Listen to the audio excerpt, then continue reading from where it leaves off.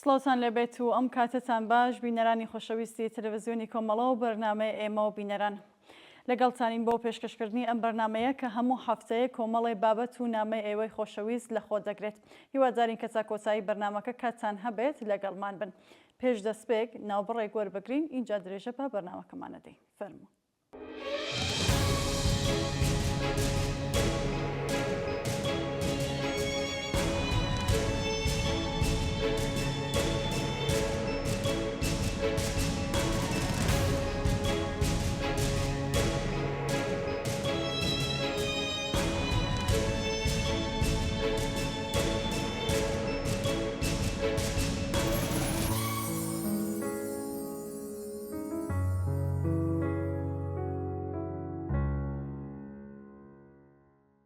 بینەرانی عەزیز هەروەک دەزانن ساحەی سیاسی لە ئاستی ئێران و ناوچەکە هەروە ئاڵۆزە و ئەگەرچی قسە و باس و لێکدانەوە لەم بارەوە زۆرن بەڵام هێشتا بە متمانە بەخۆ ناکرێ بڕیاری یەکلاکەرەوە لەسەر دۆخەکە بدرێ. لە ماوەی ئەم چەند هەفتەی ڕابردوو زامە تێکۆشاوین لایەنی جۆر بە جۆری ئەم ڕووداوە و باس بکەین بەرچاوڕوونی زۆرتر بخەینە بەردیدی بینەرانمان تا بە وشیاری زۆرترەوە دۆخەکە هەڵسەنگێنن. ئەوەی وا بۆ ئێمەی بینەر مهمە ئەوە یەکە لە نێو ئەم هەموو ئاڵۆزیانەدا ئاوا تو ئارەزووی خەڵکی کرێکار و زەحمەتکێش چیان بەسەردێ و چۆن دەتوانن هەنگاوەکانمان بۆ سەرماندنی ئەم ئاوا تو ئارەزوانە لە نێو ئەم هەموو ئاڵۆزیانەدا پسەوتر بکەین. پێشەوەی درێژە بە باسەکانمان بدەین هەڵبەت با لەو بارەوە بدوین کە ئاگادارن کە لە ماوەدا هەواڵی بە فەرمیناسینی سوپای پاسەرانی وەک ڕێکخراوەیەکی تەرۆریستی لەلایەن یەکێتی ئەوروپاوە هاتە گۆڕێک کە دەبێت بە هەنگاوێکی یارینی بیزانین. ئەلبەت خەڵکی ستەمدیتووی ئێران و بەتایبەت خەڵکی شۆڕەژگەری کوردستان دەمێک ساڵە ئەم ڕێکخراوەیە بە تیرۆریست دەناسن و بە زۆر بەڵگەی حاشا هەڵنەگەر لە ژیانی ڕۆژانەی خۆیاندا تیرۆریستبوونی سوپای پاسەران و بەگشتی دەسەڵاتی کۆماری ئیسلامیان دەمێک ساڵە بانگەواز کردووە. دنیای دەرەوە و بەتایبەت زلهێزەکانی دنیای ئەمڕۆ هەمیشە بانگەوازیان لە پێناو پاراستنی قازانج و بەرژەوەندی سیاسی و ئابووری خۆیاندا پشتگوێ خستووە. یەکێتی ئەوروپا لە ماوەی زیاتر لە 4 جێی ڕابردوودا بە سازش لەگەڵ ڕژیمی کۆماری ئیسلامی نەک تەنها ڕێگریان نەکردووە لە کردەوە تیرۆریستیەکانی سوپای پاسەران لە وڵاتەکانیان بەڵکو لە زۆر حاڵەتدا بەهۆی بەرژەوەندی ئابووری یارمەتی تیرۆریستەکانی کۆماری ئیسلامیان داوە و گەڕاندوویانەتەوە بۆ ئێران. بۆ نمونە گەڕانەوەی جەعفەر سەحراوەردی و تیمی هاوکاری دوای تیرۆرکردنی دوکتەر قاسملو و ڕابەری حەزبی دموکراتی کوردستانی ئێران. ئازادکردنی ئەنیز نەقاش تیرۆریستی بکوژی شاپور بەختیار لە فەڕەنسا. ئازادکرانی کازم دارابی و تیمی هاوکاری کە لە ئەنجامانی حەزبوڵای لوبنان بوون و تیرۆری ڕێستورانتی میکۆنوسیان لە ئەڵمانیا ئەنجامدا و ئازادکردن و گەڕانەوەی حەمید نووری کە بە تاوانی بەشداری ڕاستەخۆ لە کوشتاری گشتی زیندانی سیاسیەکان لە دەیە 16 تاوانبار کرابوو. هەروەها دەزاوەڵەبوونی تەرۆریستەکانی کۆماری ئیسلامی لە کوردستانی عێراق کە دەیان تێکۆشەری سیاسیان تێروور کردووە. نمونە لەم سازشانە لەگەڵ کۆماری ئیسلامی کە سوپای پاسەران هانیان داوە بۆ بەردەوامبوونی کردەوە تەرۆریستیەکانیان لە ناوخۆ و دەرەوەی وڵاتدا ئەم چەند نمونە وەکو باسم کرد. ئەمڕۆژ هەر لەم پێناوەدا لەسەر بڕیاری بە فەرمیناساندنی سوپای پاسەران وەک ڕێکخراوەیەکی تیرۆریستی ساغ بوونەتەوە یەکێتی ئەوروپاوەتە. لەلایەکەوە کارتی فشارێکە ئەمە تا کۆماری ئیسلامی ملکەچی بڕیار و پەسەندکراوەکانی خۆیان کات. چۆن لە ڕاستیدا ئەوان دژایەتیان لەگەڵ کۆماری ئیسلامی لەسەر پێشێلکردنی مافە سەرەتاییەکانی خەڵک نییە، بەڵام لەلایەکی ترەوە دژایەتی ئاشکاری کۆماری ئیسلامی لەگەڵ مافی مرۆڤ و ئەو جنایەتە سامناکە کە بەڕێوە بردووە ڕێگەی نەهێشتووەتەوە کە وڵاتانی ئەوروپایی لەبەر زەختی بیرروڕای گشتی ناوخۆیی سەرنجام گەیشتنەوە قەنەعەتەکە بڕیارێکی وابدەن. بڕیارێک ئەگەرچی زۆر درەنگ بەڵام لە هەر حاڵدا دەبێت بە ئەرێنی چاولێ بکرێت. بزوستنەوەی جەماوەری لە ئێران دەبێت وەک دەرفەتێک چاوی لێ بکات و بزانێت کە هێزی خۆی و پاڵپشتی جیهانی دەتوانێت سەرنجام هەر هێزێک تووشی پاشەکشە بکات. لە کۆتاییدا ئەم بڕیارە دەرفەتێکە کە دەتوانێت ببێتە ئامڕازێکی گوشاری کاریگەر بۆ ڕاگررتنی دام و دەستگای سەرکۆت بەو مەرجەی لە نیوەی ڕێگادا وازی لێ نەهێنرێت. ئێرانیانی ناڕازی ساڵانێکە تێچوویکی زۆریان داوە لە پێناو ئەوەدا کە جیهان لەوە تێبگەێنن مەسەلەکە ڕەفتاری لێرە و لەوێ نییە بەڵکو پێکاتێکی ڕێکخراوە. بە تروریست ناساندنی سوپای پاسەران هەروەک باسم کرد دانپێدانانی درەنگ وەختی ئەم ڕاستیەیە. ئێستا کاتی کردەوەیە. ئەگەر ئەوروپا سوپای پاسەران هاوتای داعش و قاعیدە دادەنێت، پێویستە لەگەڵ کۆماری ئیسلامیش نەک بە زمانێکی مەسلحەت خوازانە بەڵکو بە زمانێکی گونجاو بدوێ و ئەم ڕازەکانی جنایەتی لەدەست دەربێنن. داخستنی باڵوێزخانە و دام و دەستگای سیاسی، فەرهەنگی و سیخۆڕیەکانی کۆماری ئیسلامی دەتوانێت هەنگاوێکی لۆژیکی داهاتوو بێت، چونکە حکوومەتێکی بەم کارنامە و ڕابردووەوە و بەم کارنامە و ڕابردووە ڕەشەوە شایستەی ئەوە نییە کە وەک نوێنەری خەڵکی ئێران بە فەرمی بناسرێت.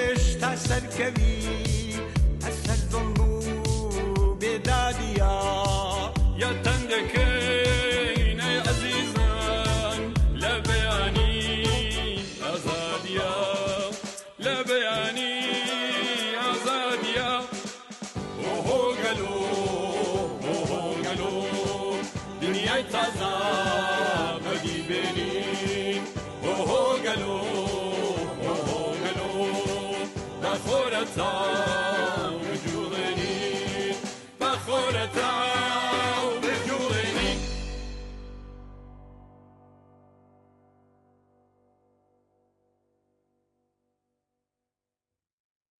یەکەم نامەمان لەلایەن هاوڕێ تاها نێردراوە.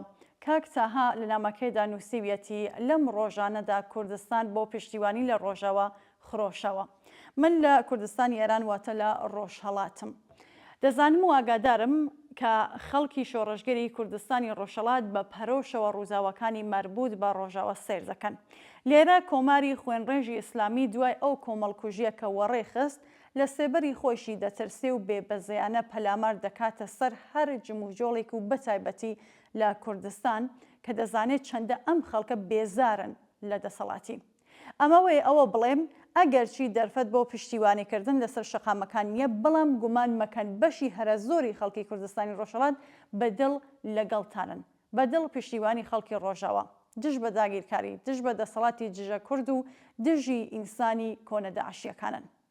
کاتێک ئێمە ئەم دیمەنانە دەبینین کە لە هەموو پارچەکانی کوردستان خەڵک بە جۆش و خڕۆشەوە دێنە سەر شەقام و دروشمی ئازادی و پاراستنی مافی خەڵکی ستەم دیتوی کوردستان دەچرینن، پێخۆشحاڵ دەبین، باڵای پێدەکەین و لە هەمان کاتدا لێتان ناشارمەوە دڵمان بە خۆماندا دەمێنێتەوە کە چۆن کۆماری خوێنڕێژی ئیسلامی بەر بە خڕۆش و خڕۆشی خەڵکی شاری سنە و سەقز و مەهاباد و بۆکان و مەریوان، بانە، سەردەش، کرماشان، ورمێ و پیرانشار و شنۆ دەگرێ تا دەنگیان تێکەڵاوی هاوشەرە نووسانی خۆیان بکەن و لەگەڵ ئەوان دەنگی ئازادی و یەکسانی و مافەڕەوەکانی خەڵکی کوردستانیان بڵێنەوە.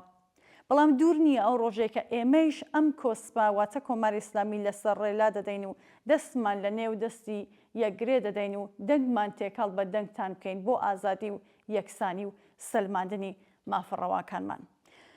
کاکتەها لە ئێدامەی نامەکەیدا نووسیویەتی ئێستا من لەو باوەڕەم بە لە بەرچاوگرتنی ئامادەیی گشتی کۆمەڵانی خەڵکی کوردستان بۆ بەرگری لە بەرامبەر دەستدرێژی هێزەکانی دەوڵەتی شەرع و بوونی هێزی بە ئەزمون و خەباتکاری ژنان و پیاوانی یەپەژە و یەپەگا، دەوڵەتی کۆنە داعشی ئەحمەد شەرع ناتوانێت ئامانجەکانی خۆی بۆ داگیرکردنی ڕۆژاوە بپێکێت.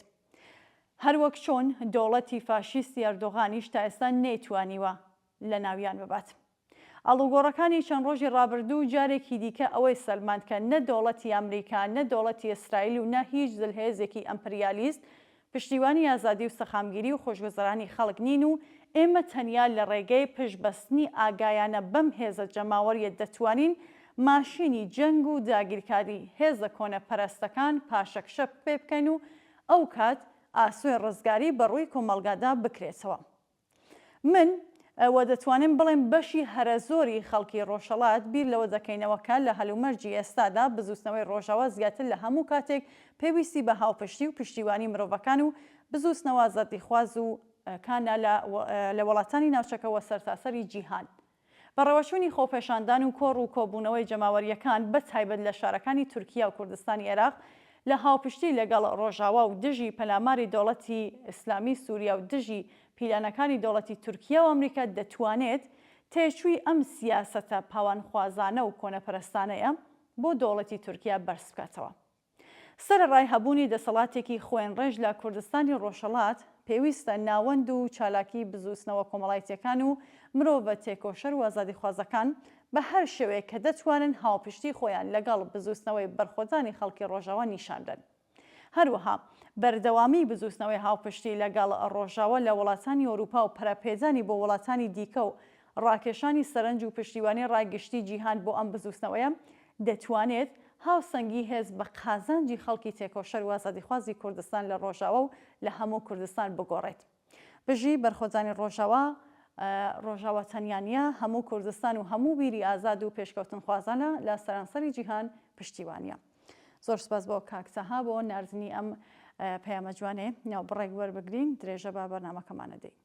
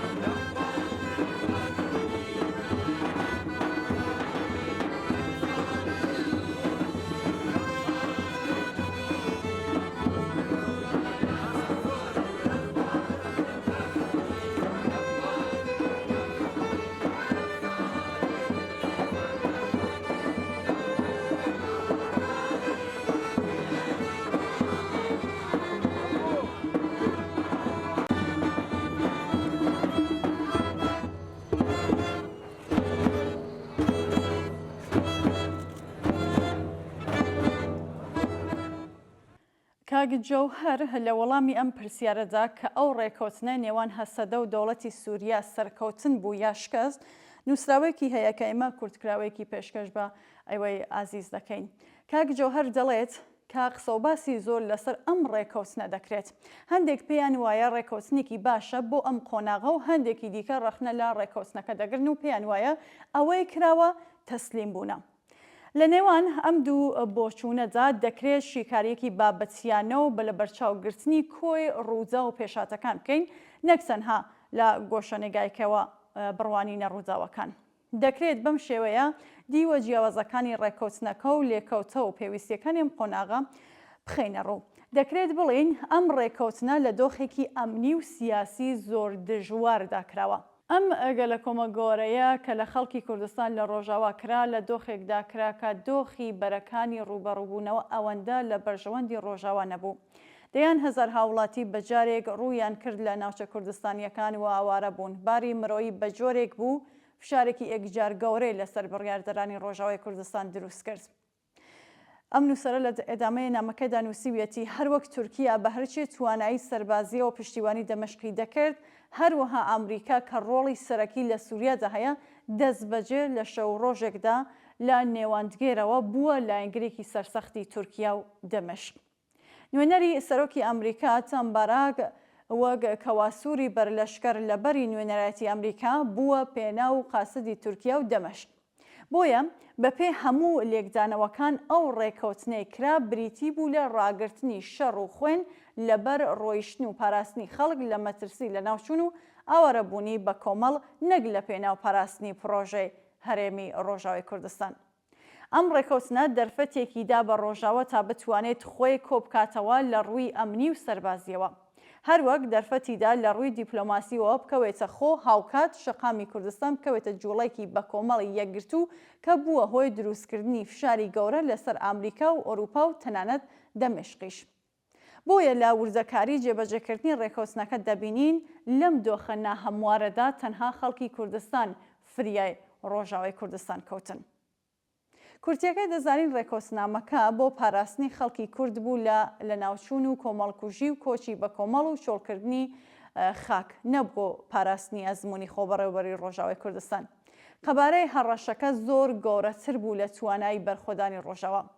ئەو شەڕەی ڕوویدا تەنها لەگەڵ سووریا نەبوو بەڵکو و ڕوبەڕووبوونەوە بوو لەگەڵ تورکیا و بەرژەوەندی ئەمریکا و بەشێک لە وڵاتانی عەرەبی بە تایبەت سەعودیە و قەتەر و ئیمارات. بۆیە ئەو ڕێکەوتنێکرا ڕەنگە شتێکی ئەو تۆی تێدا نەبێت. دەستکەوتی ئەوە بووکە لە ڕووی تەکنیکیەوە خەڵکی کوردی پاراست، بەڵام لە دوورمەودادا پێویستە کاری لە ڕووی تاکتیکیەوە ببەخشن بۆ خەڵکی کورد بە قازانج بوو. و پێویستە ئەم ڕێکەوتنەکاری لەسەر بکرێت و ئەوەی هەیە دەبێ بپارێزرێت و چاوەڕێی دەرفەتی دیکە بکرێت.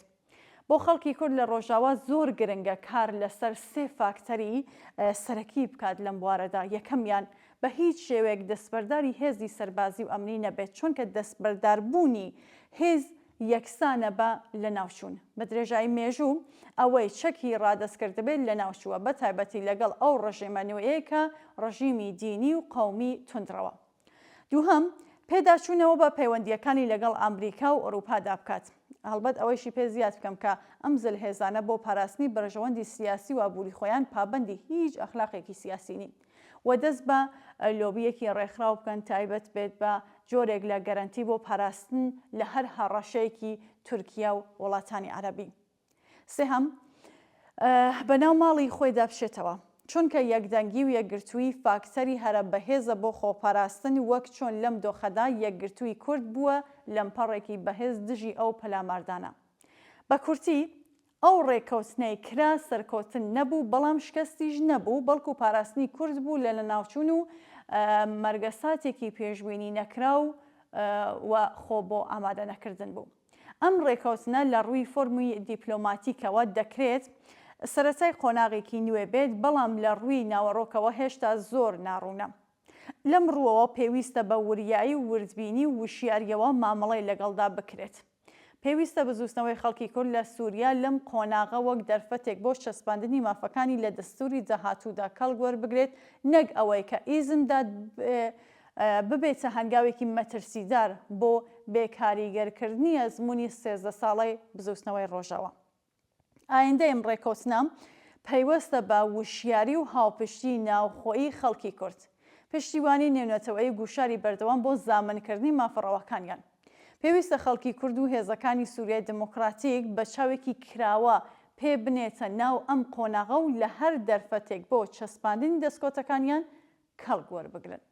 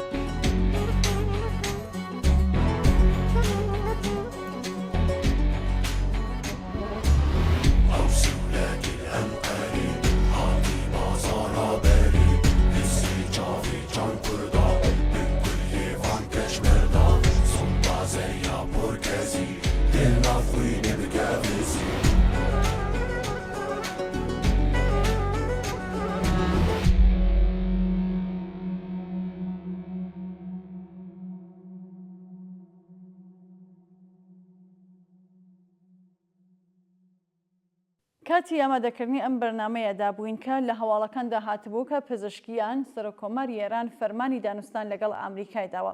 ئەم هەواڵە نەهێنیەکی زۆر ئاشکرای لە پشتە. با بزانین چییە؟ یەکەمین پرسیار ئەوەیە کە ئایا سەرۆکۆماری ئێران لە سیاسەتی دەرەوەی ئێران لە زۆر بواری جددی ئەمەندە دەسەڵاتی هەیە ئەویش لە بابەتی ئەوەندە گرنگ کە بتوانێت بڕیار لەسەر دانوستانی ڕاستەوخۆ لەگەڵ ئەمریکادا بدات؟ ئەمە لە حاڵێکدایە هەمیشە سەرۆکۆمارەکانی تا ئێستا خۆیان بە بێدەسەڵات زانیوە، جگە لەوە کە بە پێی یاسا سیاسەتی دەرەوە نەک لە دەستی وەزارەتی دەرەوەیە بەڵکو تەنها لە دەسەڵاتی ڕێبەریدایە و هەمووان دەزانن بێبڕیاری خامنەیی کەس ناتوانێت دەست بە ئاودا بکات جاچ دانوستان لەگەڵ ئامریکا ئەویش لەم دۆخە ئاڵۆزەدا. دەی چۆنە پزیشکیان فەرمانی دانوستانی ڕاستەوخۆ لەگەڵ ئامریکای داوە؟ بە کەمێک وردبوونەوە دەکرێت نهێنی پشت ئەم هەواڵە کە بۆ زۆر کەس لە ئێران نهێنی نییە بدۆزرێتەوە. یەکەم، خامنەی کاتێک هەردوو پێ لە یەک پێڵاودا کردبوو کە نە جەنگ ڕوودەدات نە دانوستان دەکەین و لە بیرمانەکە وتبووی کە دانوستان لەگەڵ ئەمریکا نە زیرەکانەیە نە ژیرانەیە و نە شرافەتمەندانەیە، دیارە ئێستا ناتوانێت ئەو بڕیارە بدات. بەڵام ڕێگایەکیان لەبەردەم نەماوە جگە لە دانوستان تا بەشکم دەرفەتێک بەدەست بێنن. ئەیکێ ئەم بڕیارە بدات کێ لە سەرۆکۆماری کارتۆنی وەک پزیشکیان باشتر. فەرمانی دانوستان لەلایەن پزیشکیانەوە بێعەقلی و بێشەرەفی سیاسی لە شانی ڕێبەری زۆر شەرمەزار زاهرەن لا دەبات. دووهەم، هەموو کەسێک دەزانێت کە لە بنەڕەتدا خامنەئی زۆر شەرمەزار فەرمانی داوە بڕۆن دانوستانی ڕاستەوخۆ بکەن. ئەگینە ئەم فەرمانە بەناوی سەرۆکۆماری ساختە نەکرا. شایەتی جددیبوونی مەسەلەکەش ئەوەیە کە سەرۆکۆمار هیچ کارەیە و دایکەنە بەرپرسی ئەم بڕیارە و شکستی ئاشکرای خۆیان دیار دەخەن. بۆیە پێم وایە بڕیاری خامنەئی زۆر شەرمەزار هیچ نییە جگە لە تەسلیم بوون. ئەم جارە جەنابیان جامی ژەهرەکەی بە سەرۆکۆمار دەخواتەوە. زۆر جار بیستومانەکە دەڵێن پاراستنی سیستەم پێویستیترینی پێویستیەکانە بۆ پاراستنی سیستەم لە شۆڕشی جەماوەری جارێ قەتڵ و عام دەکەن لە کۆتاییدا لە نەرمی پاڵەوانانە هەتا جامی ژەهر بۆ تەسلیم بوون. تا ئێستا ئەگەر ئەم دانوستانە تێک نەچێتەوە گۆیە قەرارە ڕۆژی هەینی ینی ئەمڕۆ لە مەسقەت پێتەختی وڵاتی عەرەبی عەمان بە بەشداری چەند وڵات ئەم تەسلیم بوونە ئەڵبەت دیارە لەوانەیە هەوڵێک بدۆزنەوە بۆ دیزاینێک کە سووکە حەیە و ئابڕۆیەک بۆ کۆماری ئیسلامی بمێنەوە بەڕێوە بچێت. ئەگەر تێک بشێ یان دیسانەوە سەرڕۆی بکەن ئەو کات ئەگەری هێرشی نیزامی زیاد دەبێ و دۆخەکە دەچێتە قۆناغێکی ترەوە. لە هەر حاڵەتدا لەم دانوستانە تەسلیم ببن یانە کاری کۆماری ئیسلامی تەواوە. بەس لێرە کات دەمێنێتەوە کە ئەویش زۆری بەبەرەوە نەماوە. با لە ڕوانگەکی ترەوە چاو لەم دانوستانە بکەین. بڕیاری وتوێژ لەگەڵ کۆماری ئیسلامی لە کاتێکدایە کە ئێران لە ناوچەکەدا لە پاشەکشەی تۆندایە و کارتە بەهێزەکانی گوشاری لەدەستاوە. لە ناوخۆدا وەزعی زۆر تێکچووە. پرسیار ئەتوانێت ئەوە بێ بۆچی ئەمریکا دەیەوێت هەناسێکی سیاسی بداتە ڕژیمێکە پێیەکی لەسەر لێواری ڕووخانە. ئێمە پێشتر باسمان کردووە کە ئەمریکا و باقی زلهێزەکانی دنیای دەرەوە بەنیازن تا ئەو جێگایە بشنە پێشەوەکە کۆماری ئیسلامی بڕووخێنن. بەنیازن لاوازی بکەن کە ببێتە وڵاتێکی گوێڕایڵکە بەرژەوەندیەکانی ئەمریکا و بەگشتی وڵاتانی ڕۆژاوایی نەخاتە مەترسیەوە. ئەمە ڕاستە، بەڵام بە لەبەر چاوگرتنی دۆخی ئاڵۆزی ئێستا دەکرێت خوێندنەوەی تریشمان هەبێ کە زۆر شرۆڤەکاری سیاسی ئاماژەی پێدەن. ئەگەر ئاوڕێک لە جەنگی کەنداو ڕووخانی سەدام و تا دەگاتە ئەفغانستان بدەینەوە دەبینین هەمیشە پێش هەڵگیرسانی ڕەشەبای جەنگ جۆرێک لە دانوستان هەبووە. لێرەوە تێدەگەین کە ئەمەی ئێستا ڕوودەدات دیپلۆماسیەت نییە بۆ گەیشتن بە ئاشتی، بەڵکو تەنها تەکتیکێکی زیرەکانەیە بۆ کڕینی کات. کۆشکی سپی باش دەزانێت کە ئەم گفتوگویانە لەم بارودۆخەدا هیچ بەرهەمێکی نابێت، بەڵام دووە مانجی مەترسیداری لە پشتەوەیە.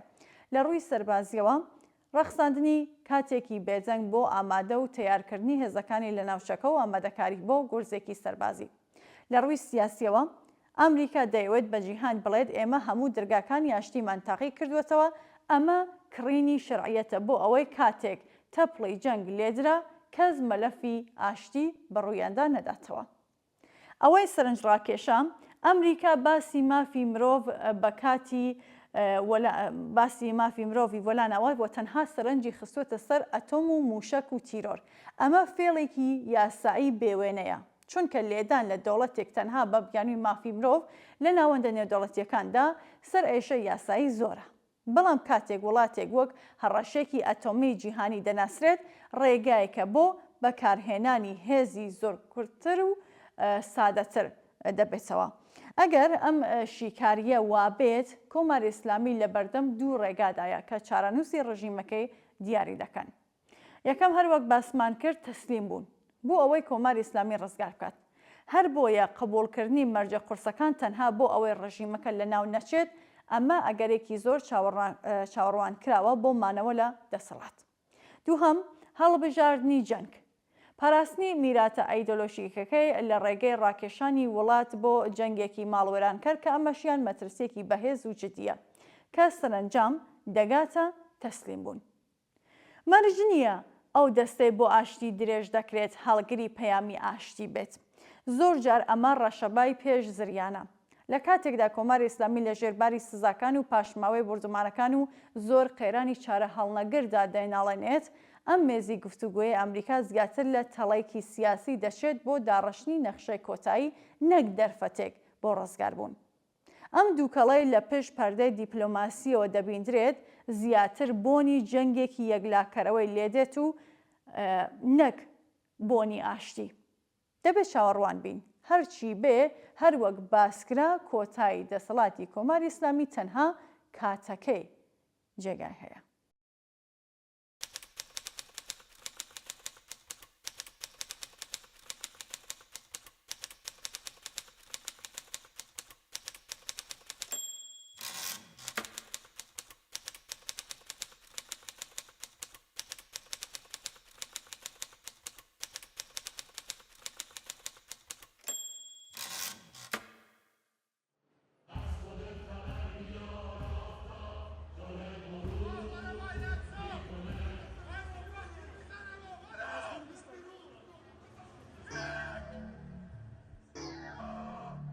رو سری تو در بیار آفتاب داره غروب میکنه رو سری تو در بیار عطر تو هوا رو خوب میکنه رو سری تو در بیار موهاتو باز کن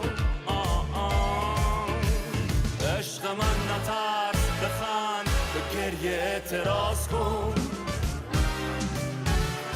رو سری تو در بیار موهاتو باز کن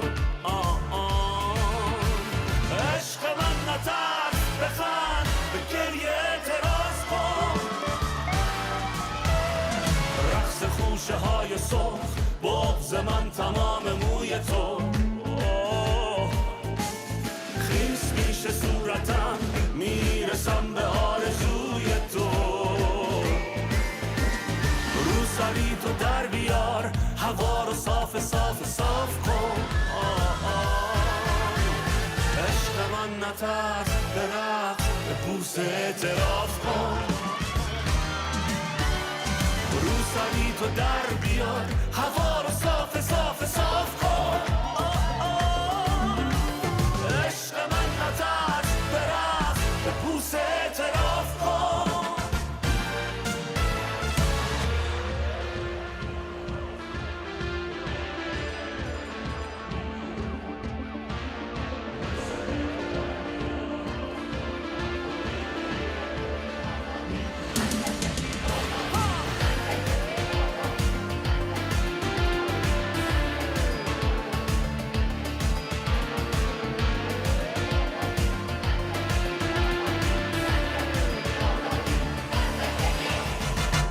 آسمون که ابریه دلش گرفته روبروی تو موهاتو باز کن تا غرقشن تو موج موی تو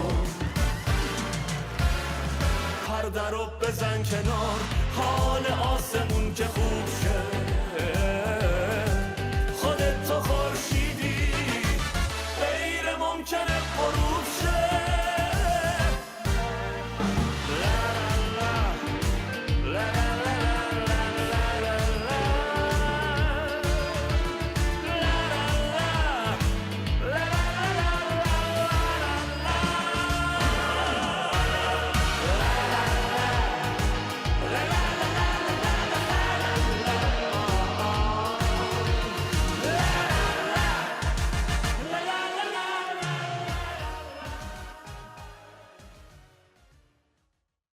چوارشەمەی داهاتوو 22 ڕێبەندان ساڵیادی ڕاپەڕینی ساڵی 57 دژی دەسەڵاتی پاشایەتی لە ئێرانە.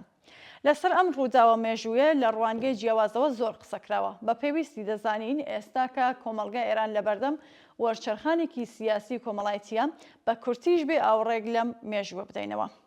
بە بڵێ سەسەندنی شۆڕشی جەماوەری لە ئێران دژ بە ستەمکاری و نابەرابەری و بێعەداڵەتی ئامانجی دەوڵەتانی ڕۆژاوە ئەوە بووکە شۆڕشی کۆمەڵانی خەڵکی ئێران کۆنترۆڵکەن. بۆ ئەو مەبەستە پێویست بووکە خۆمینی وەک ئاڵتەرناتیڤی ڕژیمی شا دەرخواردی بیرروڕای گشتی خەڵکی ئێران بدەن. خۆمینی کە سەرەتا دوای تەبعید لە عێراق بڕیار بوو لە کۆڤید یان سووریە جێگیر بێت بە پێ ڕێنوێنی ڕاوێژکارەکانی ڕێگەکەی گۆڕی و چوو بۆ پاریس. دوای جێگیربوونی لە نۆڤێل لۆشاتۆ تەواوی دام و دەستگای تەبلیغاتی ڕۆژاوە بەتایبەت ڕاگەیاندرەکانی فارسی زمان بە تەواوی لەسەر خومینی تەنزیم کران وەک ئەوەی ئێستا بۆ کوڕی شایەکەن. لە حاڵێکدا کە هێزی چەپ و ئازادیخوازەکان کە لەم ڕاپەڕینە خولیای ئازادی و بەرابەری بوون لە ناوەوەی وڵات بە کەمترین ئیمکانات ڕاگەندراوەکانی خۆیان لە ئاستێکی بەرتەسکە بڵاو دەکردەوە. هەموو شەوێک بەشی فارسی رادیۆ BBC فەرمانەکانی خومینی لە سەرتاسەری ئێران جار لێدەدا. خەڵکی ئێران بە کەمتر لە ڕووخانی ڕژیمی شەڕازی نەبوون، بەڵام مەخابن هێشتا بە تەواوەتی دوای ڕووخانی شا چی دەبێ و کامە دەسەڵاتی سیاسی بە کام ئامانجدێگیر دەبێ دەرکێکی هاوبەشیان نەبوو. هەر ئەمە مەجالیدا بە هێزی کۆنەپەرستی ئیسلامی بە یارمەتی دەرەکی و لەسەر خۆشباوەڕی خەڵک وەک ئاڵتەرناتیڤ پێ لە مەیدان بنێ. بە ڕووخانی شا ئامانجی خومینی وەدی هاتبوو، هەر بۆیە دەبوو بڵێسەکانی شۆڕش خامۆش بکرێن چۆن شۆڕش بۆ ڕووخاندن بوو و بۆ سازکردنی دوای ڕووخاندن نەبوو. کشانەوەی خەڵک لە ئێدامەی شۆڕش تا گەیشتن بە ئاواتەکانیان ئامڕازی تایبەتی بەخۆی دەویست. خومینی استراتێژی خۆی بۆ دامرکردنەوەی بڵێسەکانی شۆڕش هەنگاو بە هەنگاو بەڕێوە برد. فریکاریەکانی خومینی و پەردەپۆشکردنی نیەت و ئامانجە واقعیەکانی ئەو لە ئاست بیرۆڕای گشتی کۆمەلگا ئەو دەرفەتەی پێدا تا خۆی بۆ سەرکوتی یەکجاری و کۆسایی شۆڕش ئامادە بکات. بەم جۆرە دژە شۆڕشی ئیسلامی دەرفەتیەوەی بۆ خولقا تا زەربەی یەک لە دوای یەکی خۆی لە پەیکەری شۆڕشی ئێران بوەشێنێت و سەرنجام لە ساڵەکانی سەرەتای دەیە شەزدا بە پاڵپشتی دڕندانەترین و بەربڵاوترین شێوەکانی سەرکوت بە تەواوەتی شکستی پێبێنێت و بتوانێت بۆ ماوەی 47 ساڵ 22 بەهمەن ساڵە هاتی ئەم ڕۆژە پڕشکۆیە بە شێوەیەکی ڕیاکارانە بە ناوی خۆیەوە زەوت بکات. کۆماری ئیسلامی ئێران لە ماوەی 47 ساڵی دەسەڵاتی کۆنەپەرستانەی خۆیدا بەردەوام هەوڵی داوە مێژووی پڕ لە گیان فیدایی شۆڕشگەرانی سەردەمی ڕاپەڕین بە ناوی خۆیەوە تۆمار بکات. ئەم ڕژێمە بە هەموو ئیمکاناتێک کە لە پاوانی دابووە هەوڵی داوە بە لای لاوانی ژێر 30 ساڵ تەمەن وا بنوێنێ کە گۆیا ئەو ڕژیمە ئیمامەکانیان میراتگەری ڕاستەقینەی شۆڕش و ڕاپەڕینی کۆمەڵانی خەڵکن.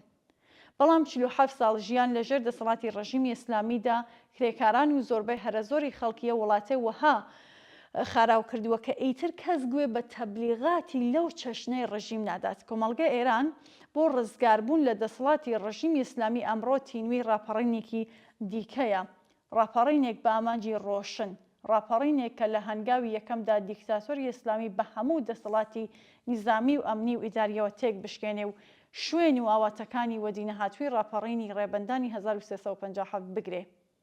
ئەمڕۆ کۆمەڵانی خەڵکی ئێران دەزانن کە چیان دەوێت و چیان ناوێت. ئەم جەماوەرە ئازادی و بەرابەری و حورمەتی ئینسانیان دەوێت. ئەم خەڵکە لە هەژاری و برسێتی و شەلاق و زیندان و عەدام و خرافەی مەسەبی و ئاخوند و پاسار و بەسیجی بێزارن. ئەم خەڵکە نایانەوێت لە وڵاتێک بەم هەموو سەروەت و سامانە کە لە بەردەستایە لە ژێرهێڵی هەژاریدا بژین.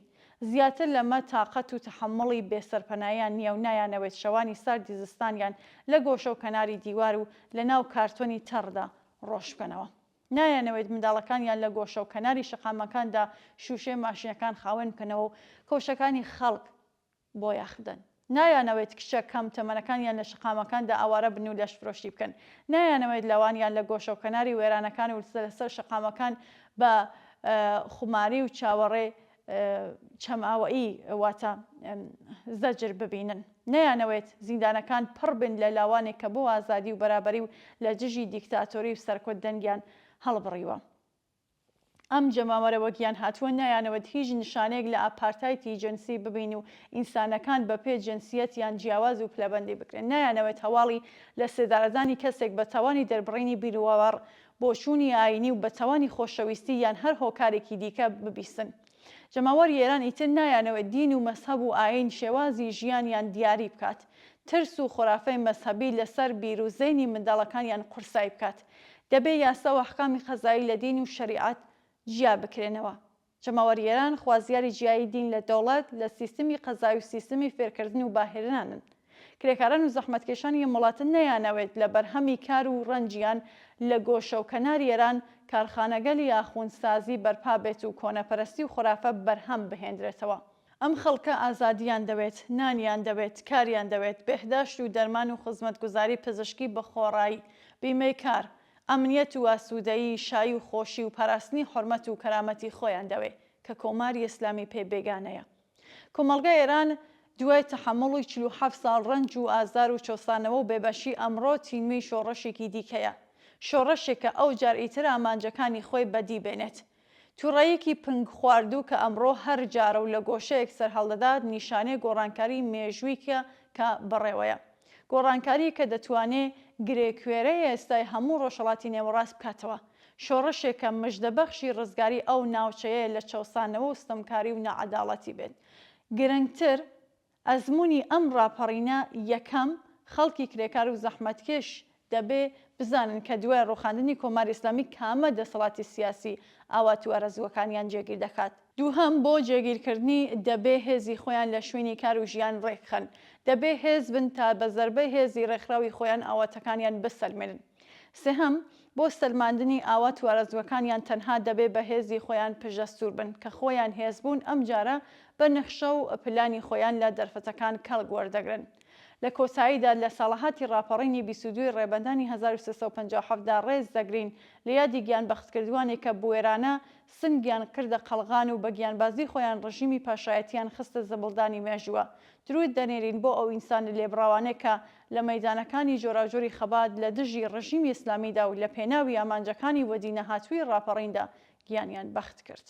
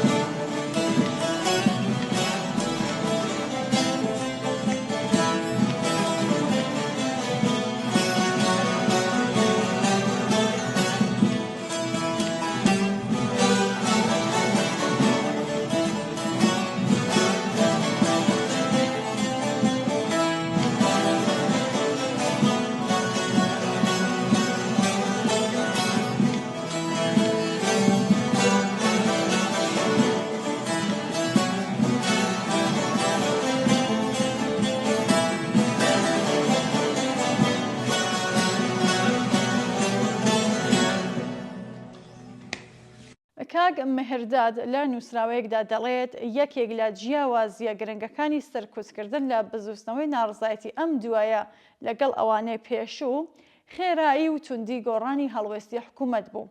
دەسەڵات لە سەرەتادا بە دووبارەکردنەوەی دیسکۆرسی ئاشنای جیاکردنەوەی ناڕزایەتی لە ئاژاوەگێڕی هەوڵیدا خۆی بە پشتیوانی مافی ناڕزایەتی نیشاندات کە گوێە ئامادەیە گفتوگۆیە.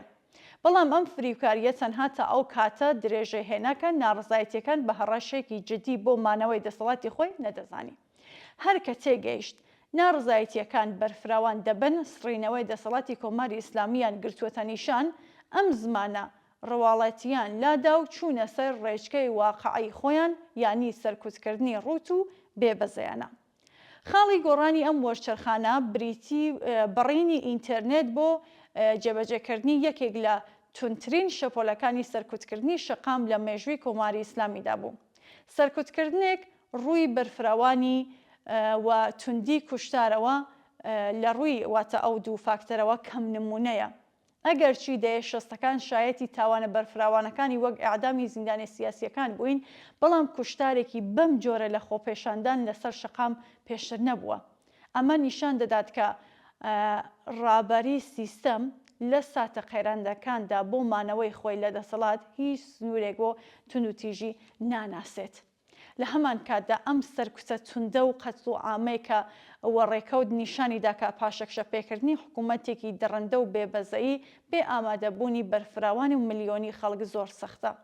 تەنها کارێک کە ناڕزایەتیەکان گشتگیر بن، واتە تەنها کاتێک کە ئەم ناڕزایەتیانە گشتگیر بن، درزی ناخۆی دەسەڵات قوڵتر بێتەوە و هێزی سەرکوتگەر گرفتاری گومانی جدی لە سەرکوت بن، ئەو کات ئەگەری پاشەکشەی جدی دروستە بێت.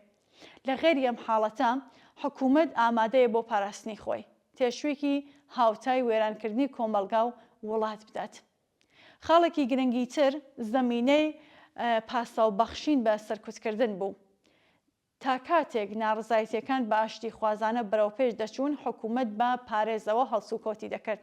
بەڵام هەندێک لە هەڵوێست و بانکێشتەکانی هێزەدارەکیەکان لەوانە ڕەزا پەهلەوی ئەم بەهانەیاندایە حکوومەتکە بۆ سەرکوتکردنی ئەم ناڕزایەتیانە کە هەر دەهات و پەرێدەسەن نسبەتی دەستێوەردانی دەرەکی بە ناڕزایەتیەکان بدات. لەم خاڵەوە بەدواوە پارێزکردن بە پشتبەستن بە هەمان بیانە و وەلاندرا و سەرکوتکردنی خۆیناوی جێبەجێکرا. کێشە تەنها نیازی سەرکوتگەرانی حکوومەت نییە، دیارە ئەم حکوومەتە ڕێگایەکی تری جگە لە سەرکوت لە بەردەستانیە. لە هەر حاڵدا سەرکوت گرێدراوی دەسەڵاتیەتی قسە لە دەرەنجامی ئەو کردەوانەیە کە بێمەبەست لۆژیکی سەرکوتکردن بەهێز دەکەن. هاندانی خەڵک بێ ئامادەگی بۆ ڕوبەڕووبوونەوە لەگەڵ حکوومەتێکی تادەدان پڕچاک نەک ئازایەتی سیاسی بەڵکو بێ بەرپرسیارەتی و یاریکردنە بە گیانی هاوڵاتیان. ئەگەرچی بەرپرسیارەتی سەرەکیم تاوانە مرۆڤیە بێگومان لەسەر شانی حکوومەتە، بەڵام ئەم جۆرە بانکەشکردنانە کە شاهدی بووین بڕژێنە سەر شقام یارمەتی بە ڕێگاوەیە لە ڕاستیدا بە زیانی بزوستنەوەی ناڕزایەتی کۆتایی پێهات. کاگ مهرداد دەڵێت ئەمەوەی بڵێم کە دەزانم دەسەڵات سەرکوتگەرە خۆین ڕێژە و بۆ پاراستنی دەسەڵات لە هیچ جنایەتێک دەست ناپارێزێ لە بەرامبەر حکوومەتێکی وە کە لەسەر ئایدۆلۆژیای مەرگ و سەرکوت بنیادنراوە ماجراجووی سیاسی چارەسەر نییە، بەڵکو ئەمە هەمان ئەو شتەیە کە حکوومەت دەیەوێت، گۆڕینی ناڕزایەتی مەدەنی بۆ ناکۆکی ئەمنی یان تەنانەت جەنگ. وتنی جەنگە و قوربانی هەیە هەمان ئەو پاساوان کە حکوومەت بەکاری دەهێنێت بۆ ڕەوایەتیدان بە قەتڵ و عامی خەڵک. بەڵام ئەوەی ڕوویدا جەنگ نەبوو، ناڕزایەتی خەڵک بوو دژی حکوومەتێکی ئاینی و خۆسەپێدەر. ئەگەرچی هەندێک دەستێوەردان و هەڵوێستەی ناگۆنجاو ئەم ناڕزایەتیانەی لە ڕێگەی سەرەکی لادا و پاساوی سەرکوتکردنی بەرفراوانی دایە حکوومەت، بەڵام هەروەک باسکرا لەم ڕاستیە کەم ناکاتەوە لە دەسەڵاتی تاوانباری سەرەکی ئەم جنایەتە سامناکەیە کە ناتوانێت پاساوی بکات و سەرنجام بە چۆکی دادەهێنێ. بۆیە ئەگەر قەرارە کۆمەڵگای ئێران نەکەوێتە داوی جەنگی ناوخۆ، واقع بینانەترین و کەم تێچوویترین ڕێگا بەرفراوانی ناڕزایەتیەکان ڕێکخراوە نەک بانگەشەی دەستێوەردانی دەرەکی و نەک ماجراجووی سیاسی.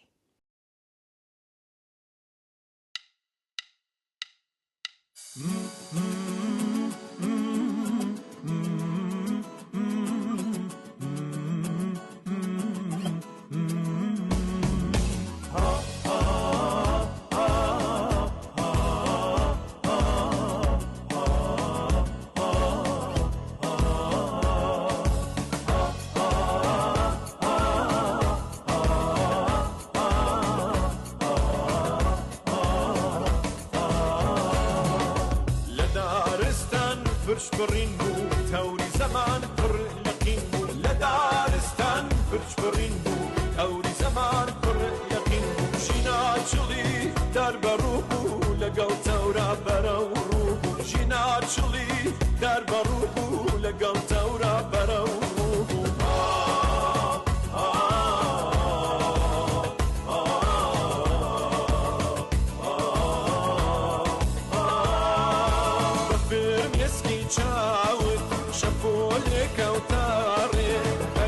شڕەکەیتۆ دەستی گەلانداگرێ جیهانێکی نووستی هێناوەتە سەر پێ پرچت بوو بە مەشقال لەدایک بووی لە نوێ ڕقی پیرۆزی گەلگەیشتە دەماوەند لەسەر کەلی شاخ و چیای نیشتمانێ تەناسوخێکی خەو ڕوویدا لە کوردستان ڕۆحی پەکولەی تۆی برد بۆ هەڵۆکانێم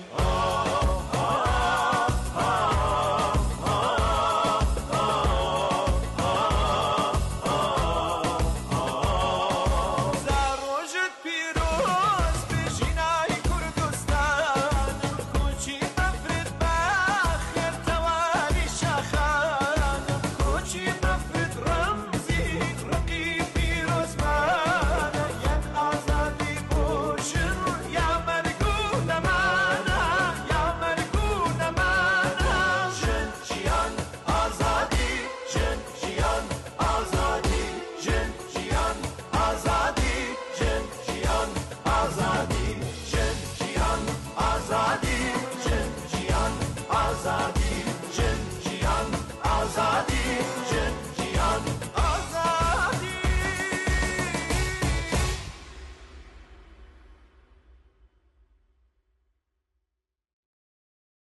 بینەرێکی خۆشەویستمان بە ناوی ئازاد لە بۆکانەوە کورتەیەک لە ژیاننامەی دۆست و لایەنگرێکی دڵسۆزی کۆمەڵی بۆ ناردوین کە بە سپاسەوە بۆ ئەو بینەرە و ئێمەش بەشێکی پێشکەشتان دەکەین.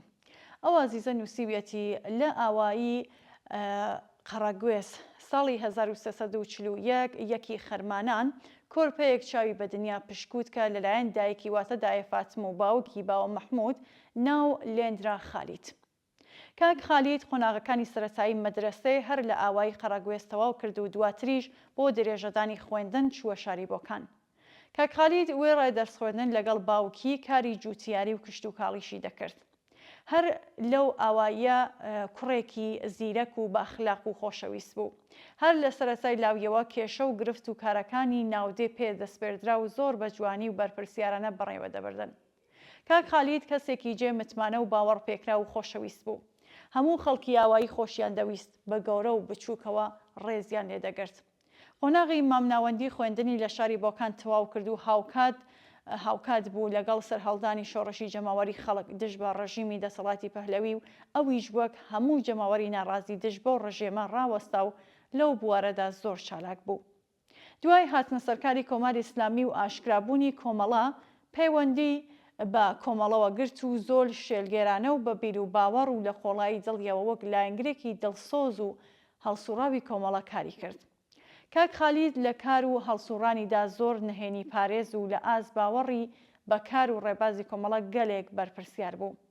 بەبێ ئەوەی هیچ کەس لە ڕازەکانی تێبگات کاروباری خۆی بە باشترین شێوە ئەنجام دەدا و تا کۆتا ساڵەکانی خەباتی چەکداری لە کوردستان ئەو پەڕی هەوڵی خۆی دا و زۆر چالاک بوو. کاک خالید ساڵی 1365 لەگەڵ دادەڕعنا کە خەڵکی ئاوایی قاڵۆی شێخان بوو هاوسەرگیری کرد و بەرهەمیە و هاوسەرگیریە بریتی بوو لە 5 منداڵ کە یەکێکیان کوڕ بوو کە لە خۆشەویستی یەکێک لە هاوڕێیانی گیانبەخت کرد و ناوی وریای لەسەردانا. شەهید وریا خەڵکی کانیکەوی سەقز بوو کە لە خندکەند گیانی بەخت کرد. وە شوار کچەکەشی یەکێکیان بە ناوی فۆزیە نازناوی فۆزیە دانیشتوەری لەسەردانا و ئەوانی تریش بریتین لە شەرمین و ئەسرین و ئەوی. کاک خالید ئەگەرچی لە ناو ڕیزی پێشمەرگەکانی کۆمەڵەدا نەبوو بەڵام بەردەوام لەسەر بیر و باوەڕی سۆسیالیستی خۆی مایەوە و چالاکی سیاسی و خۆی درێژە پێدا و بەردەوام لەگەڵ هاوڕێیانی پێشمەرگە لە پەیوەندیدا بوو. لە هەموو کۆڕ و کۆبوونەوەکاندا تەبلیغی سیاسی و بیر و باوەڕی خۆی دەکرد. زۆر جار لەلایەن خۆفرۆشەکانەوە ئەزیەت و ئازار درا و سیخۆڕی لێکرا بەڵام ئیمان و باوەڕی بەکار و چالاکیەکانی ڕۆژ بە ڕۆژ قایمتر دەبوو. کاک خالید یەکەم جار ساڵی 1376 نەشتەرگەری بۆ کراو لە ساڵی 1430دا دووبارە جارێکی تر نەشتەرگەری دڵی بۆ کراو بەڵام ئەو جارەیان کە هاوکات بوو لەگەڵ ئەو پەڕی لاوازی ڕژیمی ئیسلامی زۆر هیوادار بوو بەوەی کە ئەو ڕژێمە دەڕوخێ و جێژنی سەرکۆچن دەگرێت بەڵام بەداخەوە لە ژێر نەشتەرگەری نەهاتە دەر و ڕێکەوتی 12 ڕێبەندانی 1403 دڵی پڕ لە ئاواتی جوانەکانی بۆ هەمیشە لە لێدان کەوت. زۆر سپاس بۆ ئەو بینەرە ئازیزەمان و یادی کاک خالیدی ئازیزیش بەرز و بەڕێز و پیرۆز بێت.